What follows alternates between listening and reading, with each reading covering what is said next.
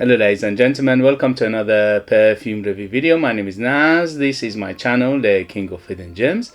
I try to bring to your attention fragrances are usually very good value for money. They smell good. They're usually on the radar. Not many people talk about them. I think at least you should do your research, try them for yourself and see if they're any good to you. So in this video I have an update for you, and this is the house of Salvatore Ferragamo. Salvatore Ferragamo is an Italian designer brand from Italy, and the main business is leather goods, but they have very extensive perfume lineup in their portfolio. They've been making perfumes for something like more than 30 years, and this one in particular came out in 2021 and is called Salvatore Ferragamo Spicy Leather. Salvatore Ferragamo Spicy Leather. This one is targeted unisex. Is 100 ml. It says parfum on it, but I'm not sure if it's eau de parfum or parfum. I will let you know the performance anyway. So in United Kingdom it retails for £100, but you can find it a little bit discounted here and there, maybe around £70 to £80. And for that price, this is delicious. This is very, very good. So first thing first, who is it for? This is definitely on the mature side. I would say 25 and up to in the safe side, maybe even 30 and up, because the DNA and the smell profile is in a way that it is a little bit on the mature side, a little bit on the sophisticated side, a little bit on the classical side. It's quite classy, it's quite on the gentlemanly side. Although it is unisex, and to my nose it is definitely unisex, anybody can wear it, but if you care about these things, I would say it leans a little bit masculine rather than feminine. But as I said, if you like this kind of fragrance, it doesn't mean anything, anybody can wear it. The smell profile is quite universally paleted in terms of gender. In terms of age, as I said, 25 and up to in the safe side. In terms of occasion, this is very good for going out, for a special occasion, for close encounter, for dating, for going out. This is very, very good. Very opulent. It's very delicious. So but you pay for the perfume, you're the owner, you know where to and when to wear it. This is only a recommendation. In terms of season, this is a little bit better suited for cooler weather, but it's got freshness to it, so you can use it all year round. In summer, less sprays. In winter, more sprays. I put 5 sprays of it, and it wasn't enough. It doesn't have the oomph to... you need up to 10 sprays of it. I put after that, I put 5 first, and I couldn't smell it that much. And then I put up to 10 of sprays of it on my skin, and it was very, very good. So after... I would say for first an hour to an hour and a half, you have an arm length of projection.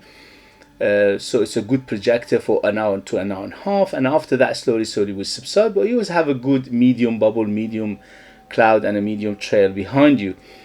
In terms of longevity, on my skin went up to 8 hours. On t-shirt went up to 10 hours. So it is good, but it is not excellent. It's not beast mode. I was expecting a little bit more, because, you know, first thing first, the DNA of the fragrance is in a way that is heavy hitter, and also it says parfum on it, so I thought it might, you know, do better, but it is a good performer overall. So let's say 6 to 8 hours on the skin, on t-shirt up to 10 hours. Okay, so it is good, moderate to good in terms of performance, and ratio for what you pay, what you get is excellent, because the smell in here is very, very good. It's very well done. It's very rounded. It's very well blended. It's a good mixture of ingredients in here, and it doesn't smell synthetic, doesn't smell chemical, doesn't smell harsh. So it is very, very well done. So the smell itself is, as he says, spicy leather. It is mainly about spices and the leather. The only thing is the leather in here is quite soft. So the first opening, for the first half hour, the leather is quite strong, and you think, okay, this is going to be a very, very strong leather fragrance. But after that, slowly it will subside and becomes a very soft, almost like a Swedish leather. So the leather in here is not, shall we say, something like Tuscan leather that it keeps going and is very, very strong and in your face. The leather here takes a back seat in the fragrance, and it becomes like almost in the background. So the leather is there and you can feel it and you can smell it, but it's not one of the biggest player here. By far the biggest player are the spices in here. So the spices are cinnamon, nutmeg and saffron, and I can smell a hint of cumin in here as well to give it that spiciness. Let me read you the ingredients while we take it from there. So in top we have saffron, bergamot and lemon. In the mid we have black pepper, nutmeg, clary sage and cedar. And in the base we have leather, sandalwood and patchouli. So everything in here I get in a very, very distinctive way. So it is very, it's very well done. By the way, the perfumer is quite a well-known perfumer. It's called Anthony Maisendou. So it's just quite a well-known perfumer. He's done many fragrances before, and it's quite well-known in the community. In terms of the, so when it opens up quite bright, not too bright, but it is quite bright and it's quite inviting because of the lemon and bergamot here together, giving it that citrusy feel. I get a hint of apple in here for some reason. It doesn't mention there is an apple note in here, but I get a little bit of apple note. There is a distinctive bitter note in here, which is probably mainly coming from the clary sage. The clary sage is giving it here the green, leafy, grassy feel, herbal feel, but giving it a little bit of bitterness. So this fragrance almost doesn't have sweetness. There is a sweetness in there, but it's a very minimalistic. So the sweetness, I would say around 3 to 4, 10 being the sweetest. This is around 3 to 4. So it's very minimalistic, almost non-existent. And that bitter note is almost more than the sweetness. So if you don't like bitter fragrances, probably you won't like this. But I absolutely enjoy it because I'm a big fan of bitter fragrances. Although the bitterness is not too much, it doesn't take over, and it doesn't, say, okay, this is only bitter. No, obviously there are some other elements in here, but the bitterness is quite noticeable. So you need to like your bitter fragrances. So the saffron, the nutmeg, the black pepper, clary sage, and also the cinnamon and a little bit of cumin, as I said, which is not mentioned in here, all together giving it a very spicy feel. So it is spicy, it is warm, it is almost in terms of darkness, it's not a very dark fragrance. I would say it's a medium dark. It's not too dark, it's not too bright. So it is on the medium side of darkness.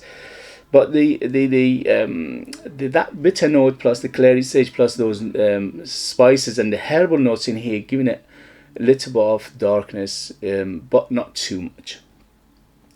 The black pepper giving it that fizzy feel, especially for the first hour or so, quite fizzy, quite peppery. But the pepper, it will subside later on and it will just basically almost gone. The cedar and the sandalwood here together, giving it that woody base, is quite woody. Actually, the woodiness in here is bigger than the leather. So the leather is there, you notice it, you feel it, but it's not as big as the woods. The woods are much bigger than the leather in here. So the base is quite prominent, especially from mid to the end. The woods are coming up and become much more woodier than leathery. Leathery is like a secondary feel after the woods in the dry down. The patchouli is always there from the beginning to the end. The patchouli here giving a tiny bit of chocolatiness, tiny bit of earthiness, and a hint of that aromaticness. The aromaticness, funny enough, is not coming from the leather. It's coming from the patchouli and also a little bit of cumin in here. And together giving it a hint of aromaticness, but the aromaticness is not a big player in here by any stretch of the imagination. It's a very, very tiny amount of it. If you don't look for it, you won't even notice it. But if you look for it and you know what is aromatic notes, you will find it. Okay. To some extent, it reminded me to Dior leather oud. Okay. again, it's not a 100% copy, it's not inspired by it, it's not a clone of it, no, but for some reason it reminded me of Leather Oud by Dior, Christian Dior. The only difference is here the animalicness is toned down. The Dior Leather Oud is much more animalic than this one, but in terms of smell profile they are quite similar to each other. I would say around 60-70% similarity between them, although they both obviously leathery, spicy, woody fragrances, and they are the same category, but there are similarity between them which reminded me sometimes of the Dior Leather Oud. So if you like Dior Leather Oud, or you're missing it, or you can't find it anymore because it's been discontinued, and even if you can find it, it's very, very expensive. Even when it was available, it was around £250 for 100 ml, but now it fetches a ridiculous amount of money. So this one is a very, very good alternative to Leather Oud by Dior, by Christian Dior. If you like that fragrance, you definitely love this one, especially for a price. It's very well done, it's very well blended, it's superbly done, and smells very good. So if you like that one, you will like this. If you don't like that one, just stay away from this because there are similarity. Although, as I said, the animalicness in here is much more toned down than the Leather Oud by Christian Dior. The Leather Oud is much more animalic, is much more denser. Here is they brighten it up a little bit by those citruses and also the herbal notes in here. So it is a little bit brighter and also less animalic than Leather Oud by Dior. Overall, very good fragrance. I highly recommend it. To me, this is a gorgeous fragrance. By the way, the wifey loved it. Usually she doesn't like too much leathery fragrances, but this one, because the leather is quite soft, she liked it very much.